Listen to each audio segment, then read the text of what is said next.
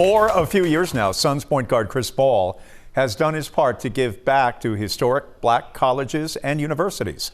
Reggie Chatman has more on how he used his NBA platform when he was in town this week.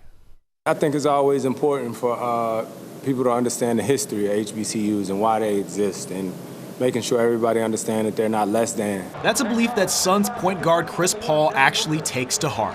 Before suiting up against the Hawks on Thursday, number 3, Chris Paul, the future Hall of Famer, spoke to HBCU students Wednesday night at Clark Atlanta. You know, I'm the guy who in the locker room sometimes I'm pulling up videos, what it looked like at A&T when somebody fouls out. You know what I mean? I'm just showing guys sort of like what the experience is like. The event hosted by the United Negro College Fund was a chance for Paul to give back directly to the 4 HBCUs that make up the Atlanta University Center here in town. Just another example of what Chris Paul has done to try and bring more awareness and change to historically black colleges. It's a big chunk of his day. I hear him on calls all the time on Zoom, so it's something that he puts aside, and he's not scared to put it on the front line and on the platform. We all know that black colleges don't have the same platform, don't have the same funding as a lot of schools, and so the more that guys like Chris can bring that awareness that those schools are just as competitive as any other school, I think it's pretty cool. The awareness, I think, is there to a certain extent, but you got to keep working on that. But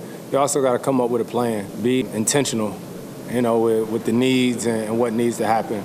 You know, and I think when that happens, you'll see a lot more change. And the change here will come soon, as Paul agreed to bring a class on the business of sports and entertainment to Clark's campus in the near future. Reggie Chatman, 11 Alive Sports.